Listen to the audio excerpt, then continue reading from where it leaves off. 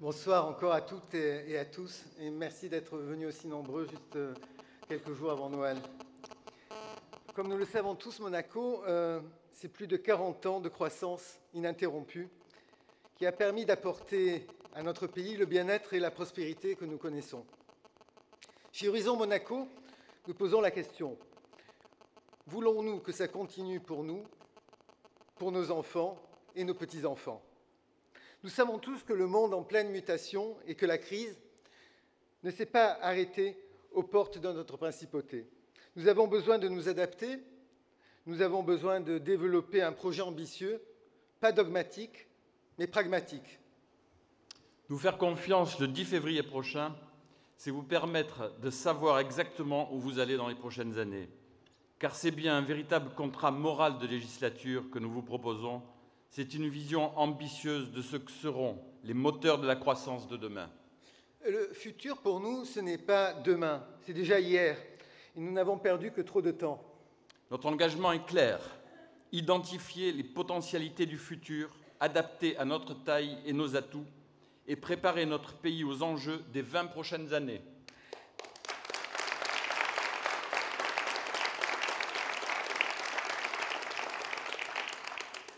Nous croyons qu'il faut gagner le pari de la croissance, car derrière le mot croissance, qui a l'air d'un mot abstrait, il y a tout simplement les emplois de demain, le maintien des Monégasques dans leur pays et la continuité de notre exemplaire modèle social.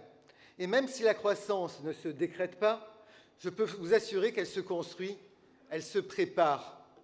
Nous agirons dans tous les domaines qui permettent de développer l'activité économique et commerciale dans notre principauté. Philippe va maintenant vous exposer 5 mesures en faveur des entreprises. Afin de favoriser l'installation de nouvelles entreprises à Monaco, nous établirons au cas par cas un partenariat avec les entreprises à forte valeur ajoutée et à faible besoin de surface, susceptibles de venir s'installer en principauté. Il faut absolument optimiser nos si précieux mètres carrés. Nous mènerons une réflexion proactive sur la création d'une loi sur un crédit productivité et innovation, permettant aux entreprises innovantes de bénéficier de déductions fiscales allant jusqu'à 25% des dépenses engagées.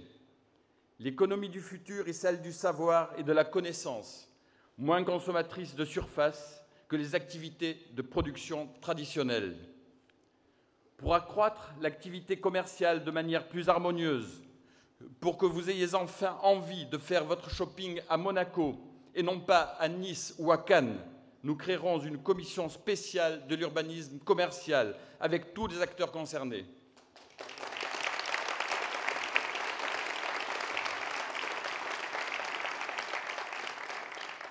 Pour tous les employeurs exploitant une activité en nom personnel et non soumis à l'impôt sur les bénéfices, engageant un monégasque en contrat à durée indéterminée, nous demanderons une exonération des charges patronales pendant 5 ans.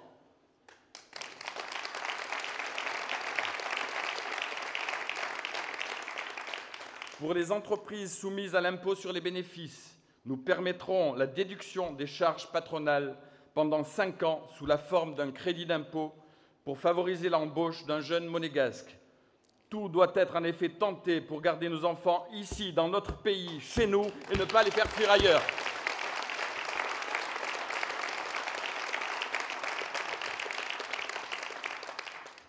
Un autre défi que nous avons à relever: consommer mieux et plus à Monaco, doit être un objectif partagé par tous.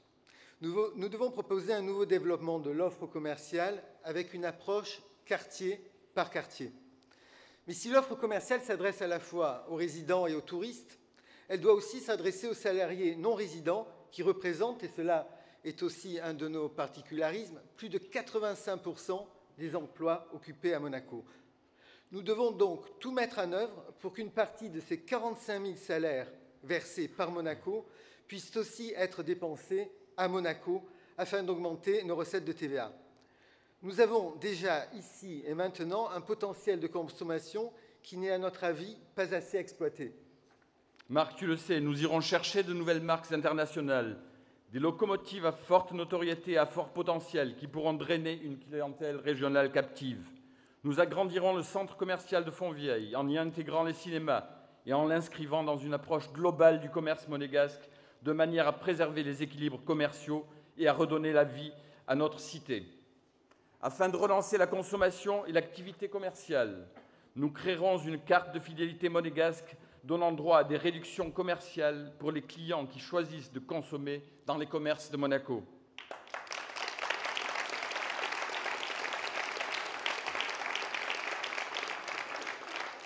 Nous créerons aussi une carte électronique créditant le consommateur de points à chaque achat dans les commerces monégasques, points donnant droit ensuite à des réductions pour les prochains achats. Il s'agira d'une participation mixte État et commerçants volontaires. Merci Philippe. N'oublions jamais que Monaco a toujours été visionnaire quand il s'agit de développer son économie en s'ouvrant vers l'extérieur. Ainsi, la principauté ne peut pas passer à côté du secteur de la finance, activité à forte valeur ajoutée. Monaco doit pouvoir devenir une terre d'accueil pour la gestion privée. Nous devons faire venir des gérants compétents et talentueux à haute technicité, des gérants de fonds classiques qui seront attirés par une législation adaptée et par notre cadre de vie, des spécialistes de haut niveau qui pourront développer des produits à partir de Monaco. Le projet de fonds constitutionnel et souverain, dont nous vous reparlerons plus tard dans la soirée, il s'agit de créer une véritable culture financière avec des compétences et une expertise made in Monaco. C'est non seulement possible, mais c'est indispensable. Le Luxembourg l'a fait, pourquoi pas nous ? Marc, parce que c'est aussi l'avenir, nous suivrons et accompagnerons les entreprises qui développent le télétravail dans le cadre des accords que nous pourrons obtenir avec le pays voisin. Pour conclure, j'aimerais vous dire que si nous voulons arriver à bâtir une économie humaine et pérenne, pour cela, nous aurons besoin des efforts de vous tous pour faire entrer notre pays dans le XXIe siècle. Car l'économie est avant tout une affaire humaine qui ne doit pas être réservée qu'aux seuls hommes politiques. Merci beaucoup. Merci à tous. Merci beaucoup. Merci.